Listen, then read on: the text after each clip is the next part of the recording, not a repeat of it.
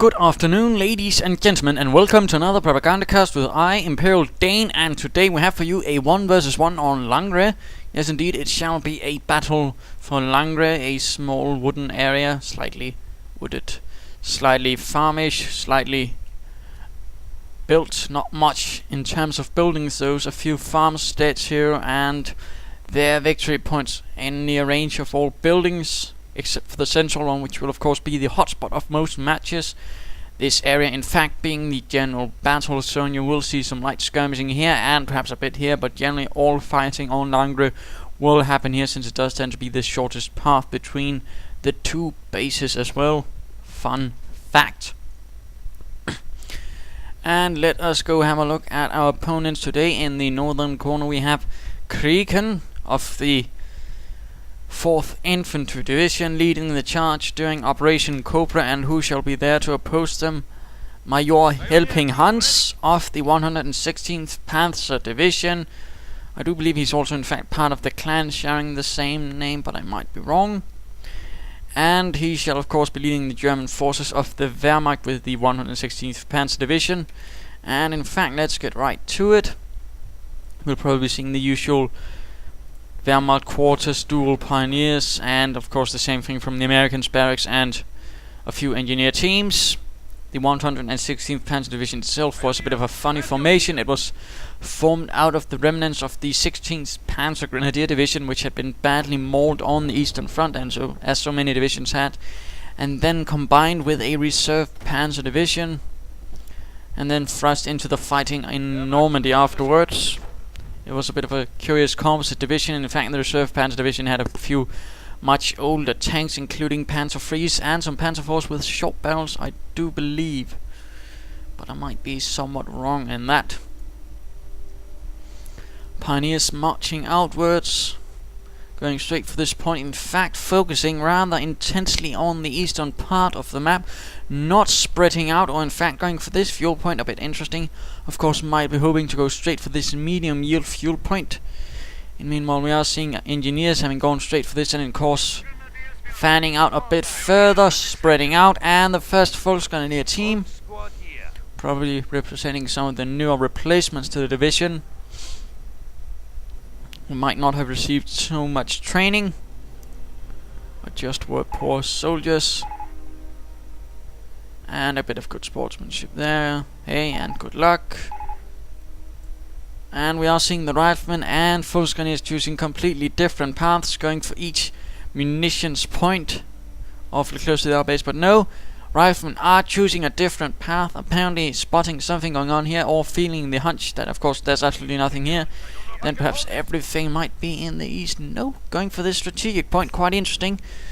And this strategic point also being seized now, and we are seeing a bike out as the second unit. This is certainly a bit rarer for the Wehrmacht players to go for that. You usually see either an MG42 or the second Volksgrenadier team.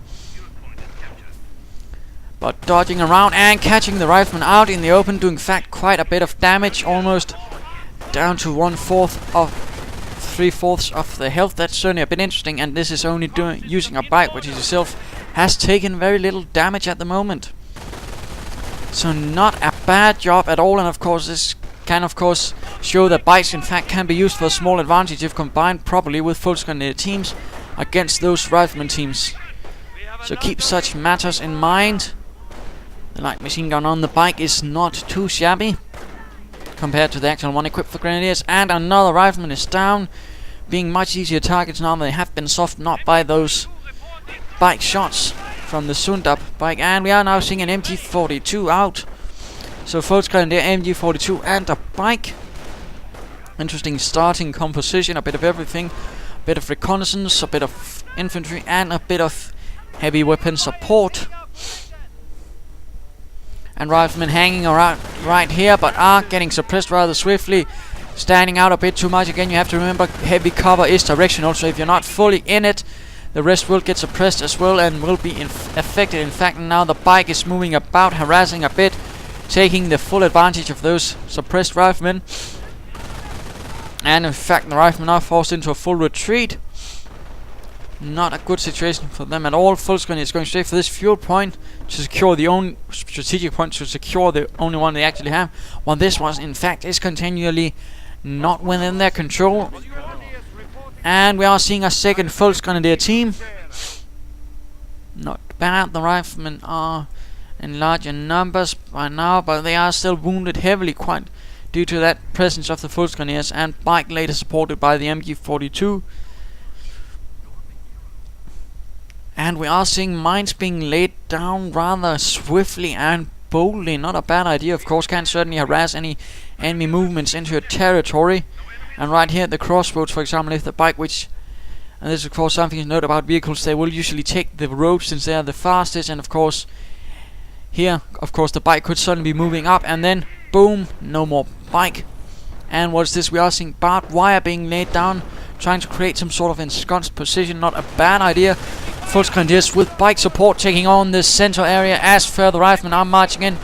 Bikes, MG42 setting up as well, ready to protect the flanks, and there we go.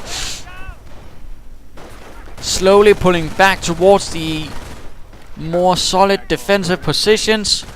Volksgrenadiers, pioneers getting out of this since they don't want to actually be caught laying down barbed wire while under fire, since in fact will take extra damage for that. And we are seeing a second MG42. Pioneers being engaged right here as they are trying to seize the high yield fuel point. Riflemen going for the central victory point. MG42 slowly advancing. Not much in infantry though for the Wehrmacht, but still two Volksgrenadier teams of bike, and two MG42s is still alright. Can in fact be a decent force. Second Volksgrenadier team has taken up a defensive position in the building, but are leaving as they're realizing no one is coming by to actually visit them out there. And my goodness, we are really seeing a lot of mines being laid down. Do we have any observation posts? Apparently not. Still a lot of mines, in fact, and this should be noted right in front of the door to the building. Not a bad spot, in fact, since that will of course be quite nasty for anyone trying to enter the building, or for example if they've entered from here and then are trying to exit there. It can in fact end up very devastating, so keep such things in mind. And we're also of course seeing even further mines right in this road, really doing his best to protect the eastern flank, and bike joining in with these Volksgrenadiers to oust the engineers. It looks like the engineers are barely unable to actually render this point inert. But we are seeing lighter fighting right here in the west. Volksgrenadiers and pioneers with flamethrowers engaging some riflemen. Engineers still trying to take the point. MG42 might want to consider. Yes, there we go. Protecting the flank of the Volksgrenadiers as riflemen try to join in the fight. Engineers are cleared out, leaving behind only one. No, further rifleman teams are joining in the fight while the other one is retreating in the west. But looks like, yes, the light infantry forces of the 116th are pulling back, having realized they can't really win this fight at the moment. And we are seeing a Kreaken barracks going up as well.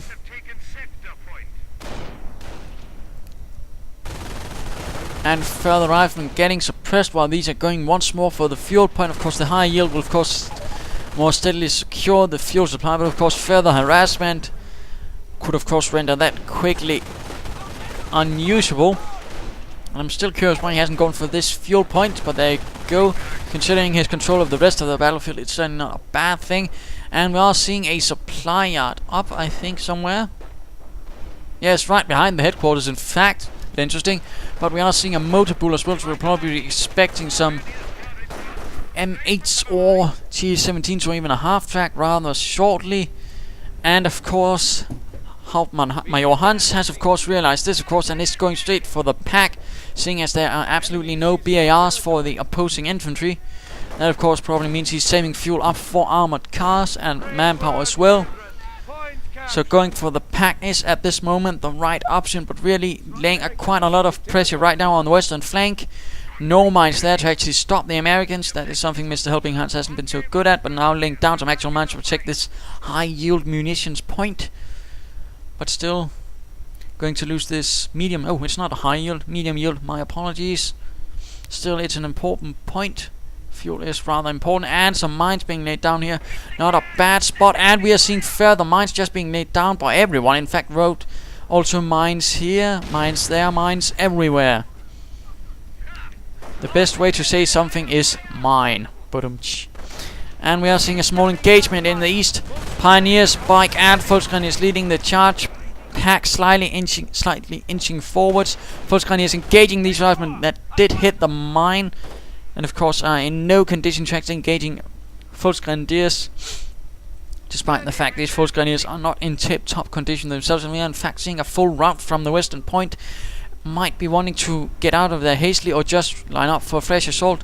And the M8 slowly moving forwards, and the Bike hitting the mine, and looks like those Pioneers were lost as well. Absolutely horrific losses right there. Of course, good use of the mine. So both sides should of course be aware that their opponents do have mines. M8 going straight for the pack. Of course, there are absolutely no infantry to protect it, which is a bit of an unfortunate situation. And in fact, looks like the M8 now has the drop on the mine. In fact, it has been laying down a Greyhound mine, and by goodness, the pack just barely avoids it. Otherwise, it would have in fact been blown apart. But there we go. Does not matter. The M8 courageously clears out the crew and forcing the MG42 out, leaving the entire eastern flank open. Panzer being equipped for the 1st Grenadier team. And what is this? We're also seeing a sniper out and an American anti-tank gun. How much infantry are we in fact seeing? 4 infantry teams and a few engineers, but no medic stations, though a bit interesting. Usually you might see that in with all that infantry. Would certainly be advantageous.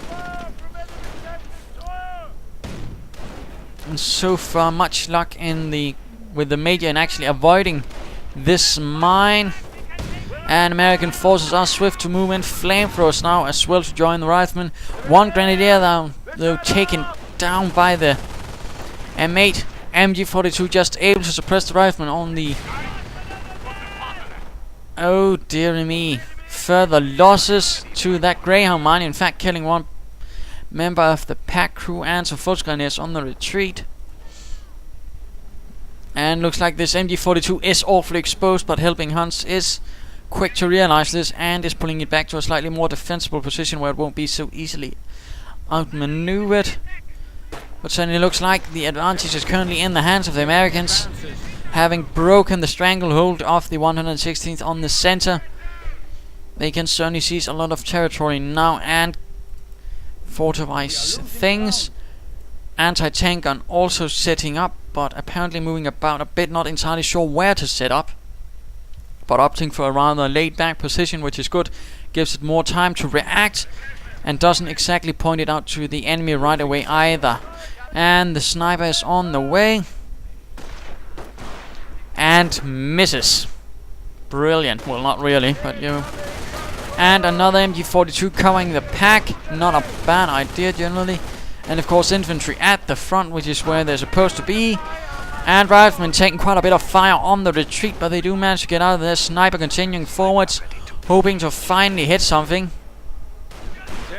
In the west we are seeing riflemen inching forwards. Some of their previous brethren having hit a mine. We should have to see how this goes. Large German assault sniper MG42 and Panzer in support. Pack also moving forwards. And looks like the M8 was hit, but it has at the same time gained veterancy 1. Which I do believe increases the speed of the M8, which is generally most armor veterancy for the American can be generally laid down as this: speed, penetration, damage. That's rather how things